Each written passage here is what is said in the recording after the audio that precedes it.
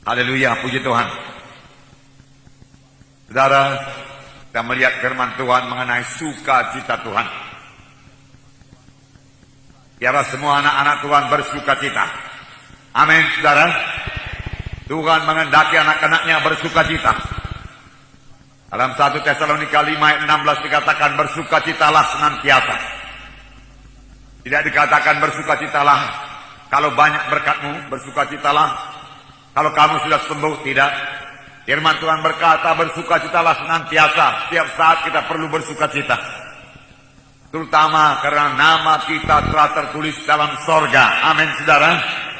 Itulah hal yang terutama yang membuat kita harus bersukacita senantiasa. Jadi sukacita kita bukan bergantung kepada hal-hal yang ada dalam dunia ini. Tuhan Yesus berkata kepada murid-muridnya yang sangat bersukacita. Tapi sukacita murid-murid ini karena mereka sanggup mengusirkan setan. Mereka sudah memberitakan Injil. Memang pantas juga kita bersukacita kalau kita sudah mengusirkan setan, apalagi sudah selesai memberitakan Injil. Tetapi Tuhan mengajari murid-muridnya lebih dalam mengenai sukacita. Tuhan Yesus berkata, janganlah kamu bersukacita karena setan-setan takluk kepadamu dalam namaku. Tetapi bersukacitalah kamu karena namamu tertulis di dalam sorga. Bersukacitalah kamu karena nama saudara tertulis di dalam sorga. Haleluya, haleluya. Nama saya tertulis dalam sorga. Nama saudara tertulis dalam sorga. Itu tertulis dalam Lukas 10 ayat 20. Bersukacita karena nama kita tertulis dalam sorga, berarti kita penduduk sorga. Berarti kita memiliki rumah di sorga, yaitu rumah yang sudah disediakan Tuhan bagi kita.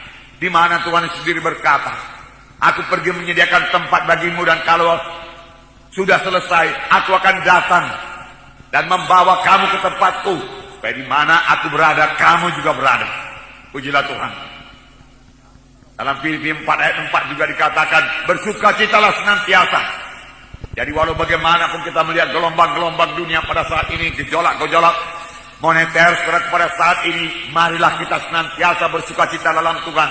Karena kita tahu firman Tuhan ya dan amin. Tuhan tidak pernah meninggalkan kita. Dan Tuhan juga berkata, janganlah kamu khawatir, janganlah kamu takut, aku beserta dengan engkau. Amin, saudara.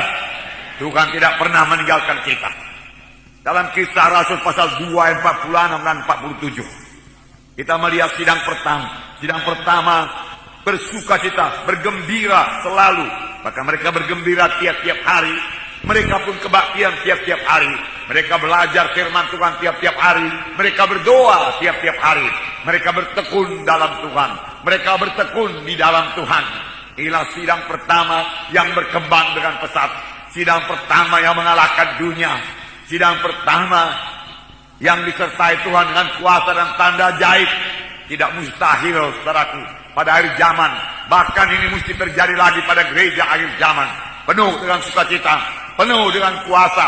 Gereja yang bertekun, gereja yang berdoa, gereja yang belajar firman Tuhan tiap-tiap hari. Maka kuasa Tuhan akan dinyatakan di dalam kebaktian-kebaktian di gereja seperti itu. Dalam Kisah Rasul pasal 2 ayat 46 dan 47, saya membacakan kepada saudara. Dengan bertekun dan dengan sehati mereka berkumpul tiap-tiap hari dalam bait Allah. Mereka memecahkan roti di rumah masing-masing secara bergilir dan makan bersama-sama dengan gembira dan dengan tulus hati sambil memuji Allah. Dan mereka disukai semua orang. Dan tiap-tiap hari Tuhan menambah jumlah mereka dengan orang yang diselamatkan. Tiap-tiap hari Tuhan menambahi mereka dengan orang yang diselamatkan. Biarlah Tuhan menambahkan juga tiap-tiap hari bilangannya orang-orang yang diselamatkan pada sidang Tuhan ini. Melalui kesaksian kita, melalui pelayanan kita. Ini kehendak Tuhan. Sidang pertama bahkan pada mulanya, saudaraku, mereka tidak begitu dikenal.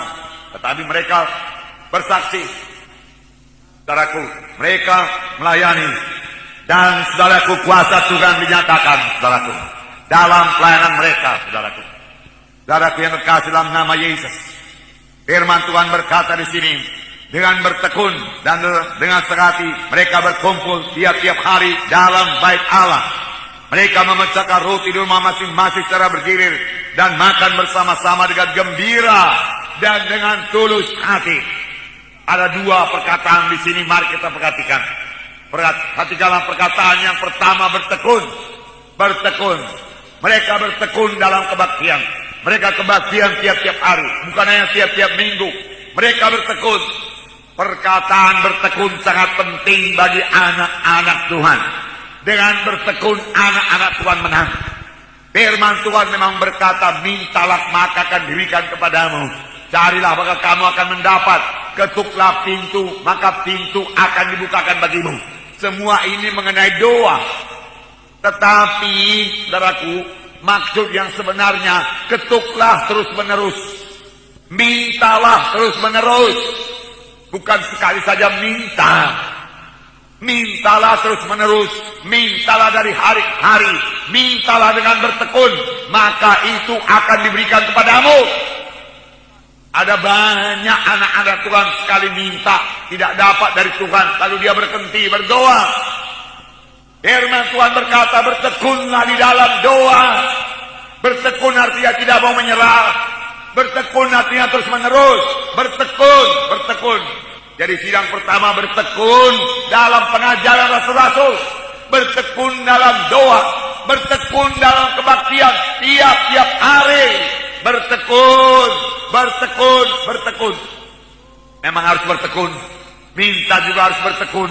Kebaktian juga harus bertekun. Ini hukum kerajaan sorga. Yaitu yang bertekun itulah yang menang. Bahkan firman Tuhan minggu yang lalu berkata, siapa yang bertekun sampai kepada kesudahannya, tidak menyerah walaupun melewati banyak gelombang-gelombang, dialah yang akan menang. Yang bertekun itulah yang akan menang. Pak, ada jiwa-jiwa datang pada kebaktian ini, dia mohon kesembuhan, dia rindu kesembuhan. Sekali dia datang, dia tidak merasakan apa-apa. Walaupun dia maju ke depan, lalu dia berhenti datang, tidak datang lagi. Berarti itu namanya tidak bertekun. Tuhan mengendaki kita bertekun, datang terus. Bukankah Tuhan Yesus Tuhan yang mendengarkan doa? Bukankah dia menjanjikan oleh bilur-bilurnya, engkau sudah sembuh? Firman Tuhan ya dan amin. Tapi Tuhan juga mau melihat ketekunan kita, kesungguh-sungguhan hati kita mengikut Tuhan. Amin, saudara. Ada yang berdoa satu kali buat persoalannya, namun belum dapat jalan keluar daripada persoalan tersebut, lalu dia berhenti berdoa. Firman Tuhan sebenarnya berkata, bertekun berdoa, jangan menyerah dalam berdoa, bersungguh-sungguh berdoa, bertekun, terus-menerus berdoa. Amin, saudara. Inilah yang dilaksanakan oleh sidang pertama. Mereka bertekun dalam pengajaran rasul-rasul. Dan mereka hidup dengan gembira, dengan sukacita. Mengapa? Karena bertekun itu menurunkan berkat Tuhan, menurunkan kuasa Tuhan. Lalu hidup mereka menjadi sukacita, sukacita, sukacita. Mereka bertekun tiap-tiap hari. Beribadah. Tiap-tiap hari. Jadi bukan pada hari Minggu saja mereka beribadah. Tiap-tiap hari mereka beribadah. Kemudian mereka makan bersama di rumah masing-masing sambil bergiliran dari rumah ke rumah yang lain. Mereka punya persekutuan yang tetap, persekutuan yang intim. Puji Tuhan. Memang saudaraku, setiap anak-anak Tuhan juga harus menghadiri kebaktian. Ibrani 10 ayat 25 berkata, janganlah menjauhkan diri dari pertemuan-pertemuan ibadah. Terlebih-lebih pada akhir zaman ini, biarlah kita semakin giat melakukan pertemuan-pertemuan ibadah kita. Pada akhir zaman ini, jangan seorang pun meninggalkan pertemuan-pertemuan ibadah. Bahkan pada akhir zaman ini, biarlah kita semakin giat melaksanakannya. Menunggu kedatangan Tuhan yang kedua kali. Menunggu kedatangan Tuhan yang kedua kali. Kita semakin giat melaksanakannya. Dan dalam kebaktian kita semua mengambil bahagian. Dalam kebaktian, saudaraku, kita semua melayani. Dalam 1 Korintus 14 ayat 26 dikatakan, Paulus mengatakan dalam satu kebaktian, dalam 1 Korintus 14 ayat 26, di sini dikatakan, jadi bagaimanakah sekarang saudara-saudara? Bila mana kamu berkumpul, hendaklah tiap-tiap orang mempersembahkan sesuatu. Yang seorang mazmur, yang lain pengajaran atau penyataan Allah, atau karunia bahasa roh, atau karunia untuk menafsirkan bahasa roh. Tetapi semuanya itu harus dipergunakan untuk membangun. Bagaimana kalau kita kebaktian? Biarlah semua berpartisipasi, biarlah semua berdoa, biarlah hamba Tuhan yang memberikan firman Tuhan didoakan, biarlah pelayan, pemimpin nyanyian, pemusik semua didoakan oleh jemaat, biarlah jiwa-jiwa baru didoakan, semua dalam pimpinan Roh Kudus, semua kita mengambil bagian. Ada dengan mazmur, menyanyi, menyembah Tuhan, ada dengan penyataan Allah. Mudah-mudahan nyatakan Tuhan bertambah-tambah dalam sidang ini, pernyataan-pernyataan Allah. Jadi semua mengambil bahagian. Inilah komitmen anak-anak Tuhan, jangan menjauhkan diri dari pertemuan ibadah. Hari Minggu, hari untuk beribadah kepada Tuhan. Kebaktian-kebaktian yang lain yang sudah ditentukan, biarlah kita hadiri semuanya dengan sukacita. Pada akhir zaman ini, saudaraku, jiwa-jiwa sudah biasa memiliki mental, saudaraku, penonton. Tidak mau berpartisipasi, tidak mau ikut campur. Saudaraku, dalam kebaktian tidak demikian. Kita berperang dengan setan. Ada jiwa-jiwa baru, perlu saudara doakan. Kita ini satu tubuh dalam Kristus. Ada yang lemah, perlu saudara kuatkan. Saudaraku, kita semua melayani. Boleh jadi pelayanan saudara untuk memberikan nasihat. Saudaraku, ikutlah dalam memberikan nasihat.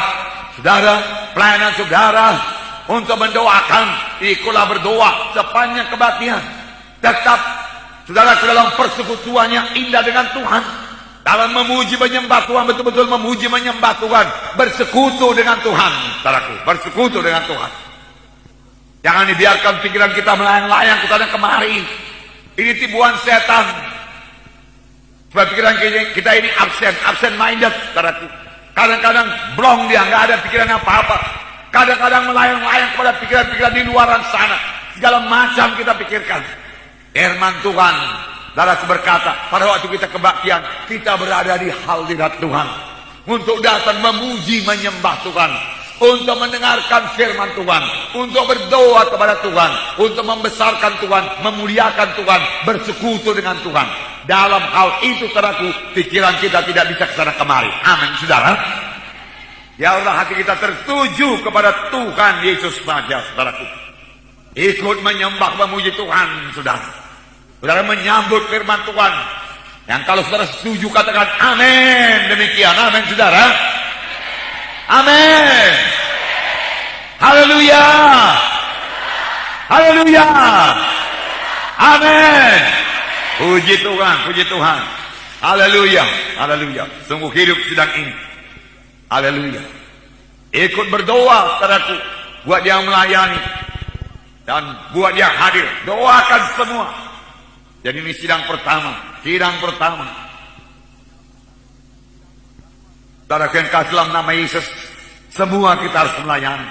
Firman Tuhan berkata dalam buku Efesus pasal 4 ayat 11 dan 12. Tuhan telah menetapkan dalam sidang pertama-tama rasul-rasul, nabi-nabi, penginjil-penginjil, guru-guru, gembala-gembala. Tuhan menetapkan dalam sidang. Tuhan memberikan 5 jawatan ini dalam sidang. Rasul-rasul yang dilengkapi dengan kuasa dan tanda ajaib untuk membangun sidang. Haleluya. Kemudian nabi-nabi, kemudian penginjil-penginjil, kemudian guru-guru, kemudian gembala-gembala sidang. Maksudnya yaitu melengkapi tubuh Kristus bagi pekerjaan pelayanan. Melengkapi anak-anak Tuhan bagi pekerjaan pelayanan. Jadi siapakah yang melayani? Yang melayani yaitu semua anak-anak Tuhan. Semua kita harus ikut melayani. Tidak menjadi pendengar saja, tidak menjadi penonton saja. Kita ikut melayani. Paling tidak melayani dalam doa kita. Saudaraku, semua bisa kita doakan. Melayani sebagai saksi Tuhan, sebagai terang Tuhan dalam dunia yang gelap ini. Terlebih dalam kota Medan ini. Saya yakin dengan kejadian-kejadian belakangan ini, Gejolak-gejolak perekonomian ini, saudaraku, banyak jiwa-jiwa menjadi khawatir, menjadi takut. Apa yang akan terjadi kemudian?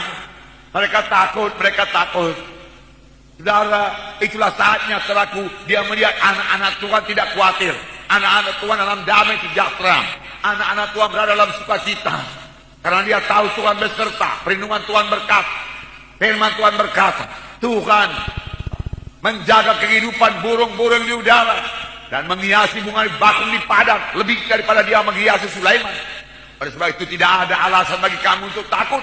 Mengapa kamu takut? Mengapa kamu khawatir? Hai kamu orang yang kurang percaya. Firman Tuhan berkata. Oleh sebab itu biarlah kita dalam keadaan damai sejahtera dan sukacita, dan orang dunia akan melihat kita dalam keadaan damai sejahtera.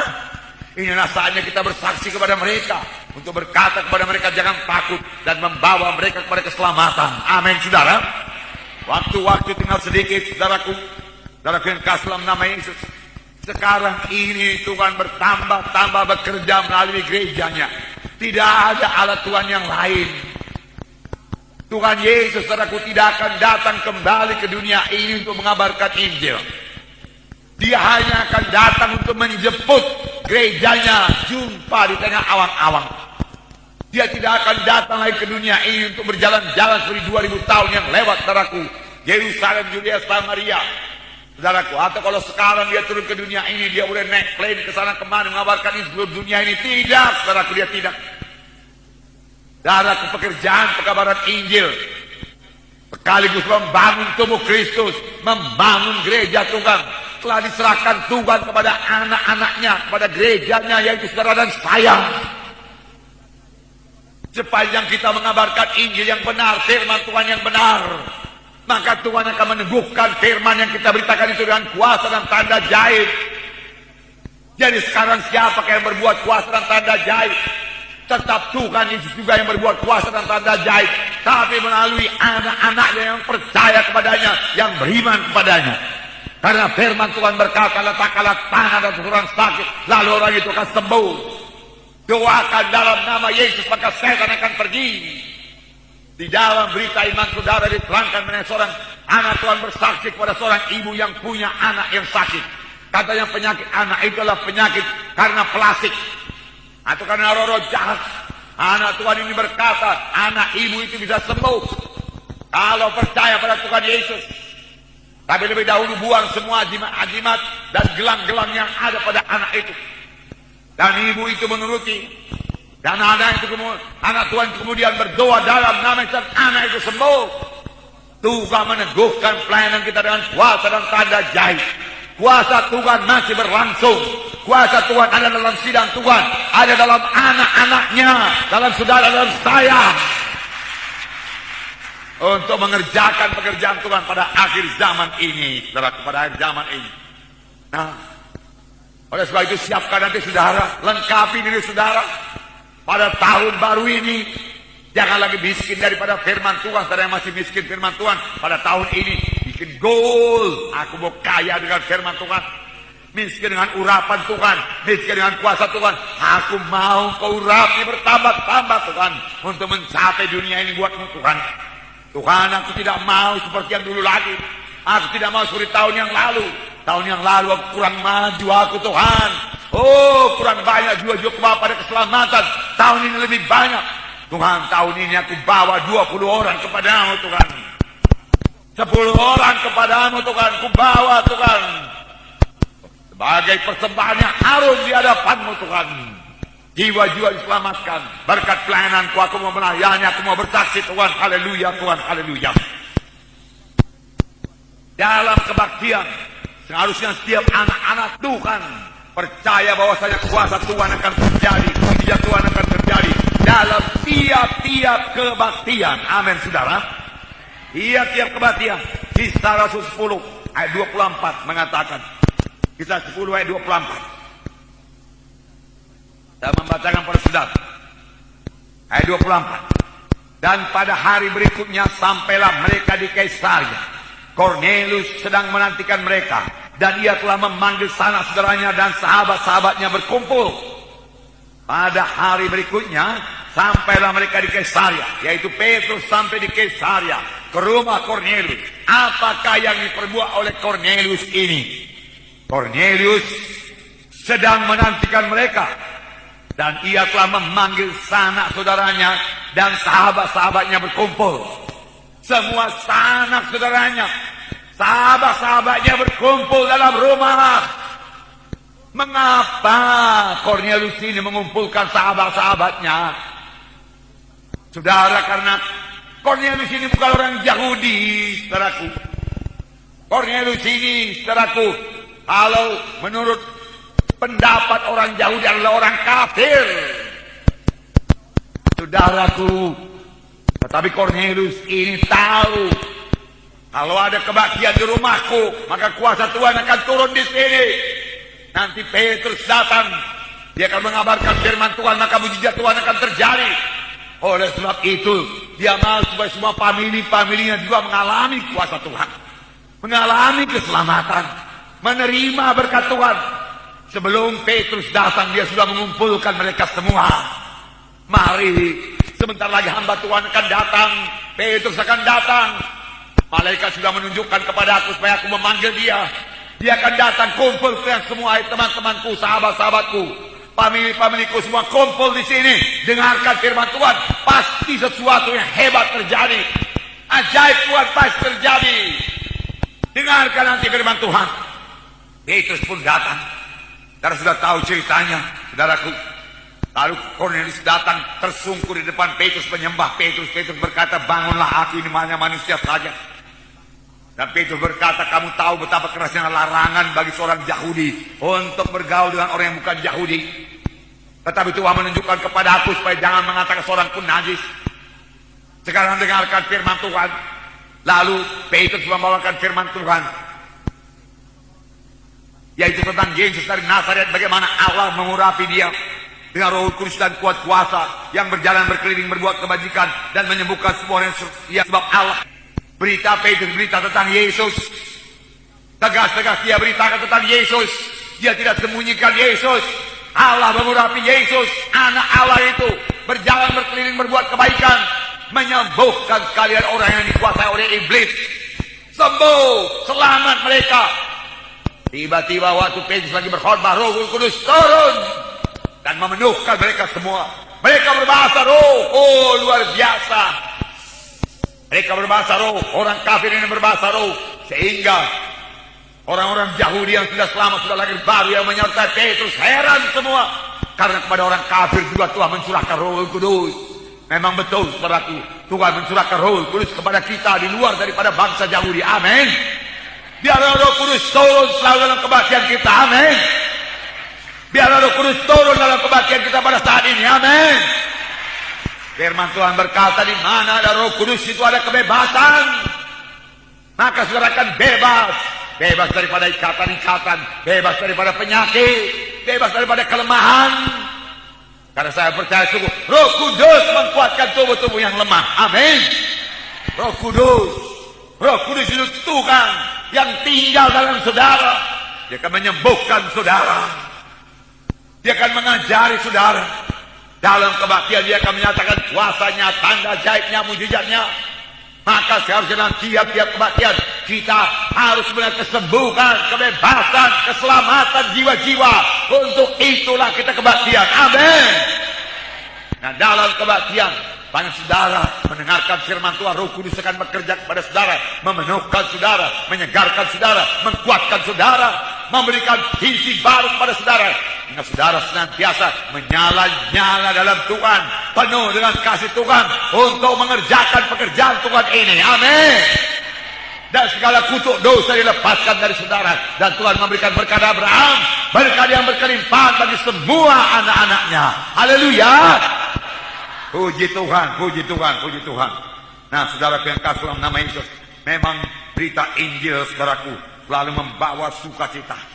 Jadi menjadi anak Tuhan bukan menjadi orang yang murung, saudaraku. Tidak. Kalau saudara puasa juga puasa dengan bersukacita. Orang lain tidak usah tahu, saudaraku.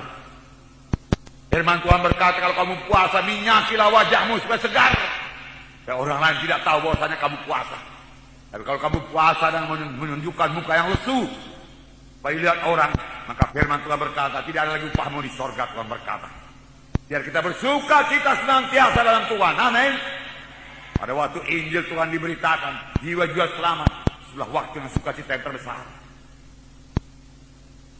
Hari ini saudara selamat, hari ini saudara bersuka cita. Padahal saya diselamatkan, saudaraku, saya tidak tahu, saudaraku, bahwasanya hari sudah menjelang sore. Saudaraku, saya sangat suka cita. Saya merasa seluruh badan saya begitu ringan. Saya bebas daripada dosa dan kutuk dosa. Saya bersekutu dengan Tuhan, saudaraku. Begitu indah, saudara. Saya bersuka cita terus, dan bersemangat terus sampai sekarang ini. Ini anugerah Tuhan, haleluya. Dalam Kisah Rasul pasal 8. Ayat 4, saya bacakan bagaimana sukacita terjadi pada orang-orang Samaria yang juga bukan orang Yahudi. Kisah Rasul pasal 8 ayat 4. Mereka yang tersebar itu menjelajah seluruh negeri itu sambil memberitakan Injil. Ini satu kebiasaan, satu gaya hidup yang sangat baik. Mereka dianiaya, tapi mereka pergi menginjil. Mereka lari dari Yerusalem. Sambil berlari mereka mengabarkan Injil. Mereka mengabarkan Injil. Mereka tidak dapat mendiamkan Yesus yang dalam hatinya. Kasih Tuhan dalam hati mereka. Saudaraku, firman Tuhan berkata, janganlah engkau kehilangan kasih yang mula-mula. Pada hari ini, saudaraku, sebagai modal kita untuk berjalan pada tahun 1998 ini, benarkah kasih Tuhan itu menyala-nyala dalam kita? Benarkah Roh Kudus menyala-nyala dalam kita? Benarkah Injil Tuhan meluap-luap dalam kita? Sehingga kita, saudaraku, penuh dengan sukacita dan tidak bisa tinggal diam. Apabila kita bertemu dengan jiwa-jiwa yang belum lahir baru, belum selamat, tak dapat tiada kita akan menyaksikan Injil Tuhan kepadanya. Saudara, dan langkah kita bersukacitanya kalau dia kemudian menerima Injil yang kita beritakan itu, dan kita boleh membawanya ke gereja dan dia pun selamatkan menjadi anak-anak Tuhan yang kemudian menjadi saksi lagi. Ini terjadi pada sidang pertama yang telah berkumpul tiap-tiap hari, belajar firman Tuhan, berdoa tiap-tiap hari. Itu mengubahkan mereka. Mereka mempunyai gaya hidup yang baru, tidak bisa mendiamkan Yesus. Mereka bicara tentang Yesus. Banyak orang Kristen, saudaraku, yang tidak pernah cerita tentang Tuhan Yesus. Saudaraku, saudara yang kekasih dalam, bagaimana mudah dikatakan dia sudah selamat dan lahir baru. Orang yang jatuh cinta di dunia ini pun suka membicarakan pacarnya, memikirkan pacarnya, saudaraku, merenungkan pacarnya, saudaraku. Lalu ada orang bernama Kristen gak pernah mikirin Yesus, gak pernah mikirin firman Tuhan, gak pernah cerita firman Tuhan bagaimana dikatakan dia sudah selamat. Itu hanya nama saja Kristen. Kapan Yesus yang luar biasa menyelamatkan saudara? Seluruh hidup saudara berubah. Amin. Lalu firman Tuhan berkata, perubahan aja jadilah padaku. 2 Korintus 5 ayat 17 berkata, barang siapa yang ada dalam Kristus Yesus, ia adalah ciptaan yang baru. Ciptaan yang baru. Yang lama sudah berlalu, yang baru sudah timbul. Inilah lahir baru. Perubahan yang jahil dan sungguh-sungguh terjadi. Bukan sekedar bertambah-tambah pengetahuan dalam firman Tuhan. Satu kasih yang luar biasa Tuhan curahkan dalam hati kita. Kasih yang mengubahkan kita. Kasih yang membuat kita sangat benci kepada dosa. Tidak suka lagi. Yang meninggalkan semua kegelapan. Dan keinginan kita hanya mengikut Yesus, menyenangkan Yesus sampai kepada hidup yang kekal. Terlebih-lebih pada akhir zaman ini. Biarlah semua kita semakin giat melaksanakannya. Amin. Haleluya. Tuhan memberkati saudara. Puji Tuhan, puji Tuhan, puji Tuhan. Nah, saudara yang kasih dalam nama Yesus, saya bacakan terus. Dan Filipus pergi ke suatu kota di Samaria dan memberitakan Mesias kepada orang-orang di situ. Beritanya tentang Yesus Mesias. Ketika orang banyak itu mendengar pemberitaan Filipus dan melihat tanda-tanda yang diadakannya, maka mereka semua dengan bulat hati menerima apa yang diberitakannya itu. Sebab dari banyak orang yang kerasukan roh jahat, keluarlah roh-roh itu sambil berseru dengan suara keras. Dan banyak juga orang lumpuh dan orang timpang yang disembuhkan. Maka sangatlah besar sukacita di dalam kota itu. Sangatlah besar sukacita di dalam kota itu. Sangat besar sukacita terjadi karena pemberitaan Injil. Karena jiwa-jiwa sembuh. Karena jiwa-jiwa selamat. Amin. Haleluya. Tuhan memberkati. Tuhan memberkati. Haleluya. Nah, dan saudaraku, jangan lupa sukacita itu adalah buah roh yang harus kita miliki. Sukacita yang luar biasa dalam anak-anak Tuhan. sukacita Tuhan yang memenuhkan anak-anak Tuhan. Dan memang harus terjadi dalam anak-anak Tuhan. Karena firman Tuhan berkata, bersukacitalah kamu senantiasa. Bersukacitalah kamu senantiasa. Sukacita ini penting pada akhir zaman ini. Karena pada akhir zaman kebanyakan orang susah, murung, ketakutan, khawatir. Karena gelombang-gelombang akan bertambah-tambah. Firman Tuhan berkata, pada akhir zaman laut akan menderu, mendesak. Laut itu menggambarkan masa. Masa akan menderu, masa akan bergerak, masa akan mendesak. Resah. Saudaraku, pada akhir zaman. Tapi ini satu kesempatan untuk mengabarkan ini. Tuhan telah memberikan kepada kita, saudaraku, jubah pujian dan minyak sukacita. Roh Kudus yang membuat kita sukacita. Jubah pujian. Dan kita boleh bersukacita, bersorak-sorai buat Tuhan, bersukacita di hadirat Tuhan. Maka sebagaimana Daud, dia menari-nari di hadapan Tuhan karena sukacita. Celebration ini, saudara, mereka bersukacita di hadirat Tuhan. Yesaya 61 ayat 3. Dan membacakan persaudara. Yesaya 61 ayat 3. Untuk mengaruniakan kepada mereka perhiasan. Untuk mengaruniakan kepada mereka perhiasan kepala ganti abu. Minyak untuk pesta ganti kain kabung. Nyanyian puji-pujian ganti semangat yang pudar. Supaya orang menyebutkan mereka pohon terbanting kebenaran. Tanaman Tuhan untuk memperlihatkan keagungannya. Ini harus jadi kepada anak-anak Tuhan. Karena Tuhan mengaruniakan kepada kita perhiasan kepala ganti abu. Kalau pada zaman ini, zaman dulu, saudaraku, ada orang berduka cita, dia taruh abu di kepalanya. Tapi Tuhan berkata tidak. Cabut semua abu itu, bersihkan abu itu. Kuberikan kepadamu. Dia katakan perhiasan. Supaya engkau berduka cita. Kemudian minyak. Untuk pesta ganti kain kabung. Ganti kain kabung. Pada waktu itu kalau ada orang berduka cita, dia pakai kain kabung. Kain gori. Dan dia berkabung. Tapi Tuhan berkata, aku berikan pada minyak pesta untuk menggantikan kabung. Nyanyian puji-pujian, ganti semangat yang pudar. Tuhan mau menyembuhkan, menumbuhkan nyanyian puji-pujian dalam kita. Amin. Oh, menyanyilah buat Tuhan, saudaraku. Supaya orang mengatakan, itu pohon tarbantin kebenaran, tanaman Tuhan, untuk memperlihatkan keagungan Tuhan, kemuliaan Tuhan. Ayat 10. Ayat 10. Aku bersukacita dalam Tuhan. Aku bersukacita dalam Tuhan. Aku bersukaria dalam Tuhan. Ayat 10. Jiwaku bersorak-sorai dalam Allahku. Milikilah ini. Amin, saudara. Jiwa saudara senantiasa bersorak-sorai. Tuhan mau demikian. Sebab ia mengenakan pakaian keselamatan kepadaku. Kita sudah selamat. Nama kita di sorga. Tuhan mengenakan pakaian keselamatan. Dan menyelubungi aku dengan jubah kebenaran. Tadi dikatakan jubah pujian. Seperti pengantin laki-laki yang mengenakan perhiasan kepala. Dan seperti pengantin perempuan yang memakai perhiasannya. Demikianlah hidup anak-anak Tuhan. Lalu penuh dengan sukacita, sukaria, bersorak-sorai. Tuhan menggantikan abu dengan perhiasan. Tuhan memberikan kain perkabungan. Tuhan menggantikan kain perkabungan dengan jubah pujian, jubah sukacita, memuji dan menyembah Tuhan. Amin, saudara. Walaupun secara dunia keadaan-keadaan sekitar kita tidak begitu menguntungkan, bahkan kadang-kadang mengecewakan, tidak beres, tetapi janganlah itu membuat kita kehilangan sukacita. Sukacita kita bukan bergantung pada barang-barang dunia ini. Soal kecil lah itu kepada Tuhan. Saudaraku, sukacita kita bergantung kepada Tuhan. Amin. Bergantung kepada Tuhan, bergantung kepada Tuhan. Habakuk 3 ayat 17-18. Habakuk 3 17-18. Apa dikatakan Habakuk? Habakuk tetap bersukacita di tengah-tengah masa yang sulit. Firman Tuhan berkata, pada akhir zaman akan ada satu masa yang sukar. Pada akhir zaman akan terjadi masa yang sulit. Dan firman Tuhan berkata, hal ini tak dapat tiada, harus terjadi. Dan pada akhir zaman kasih kebanyakan orang akan menjadi pudar. Tetapi jangan terjadi kepada anak-anak Tuhan. Amin. Jangan pudar kasih kita.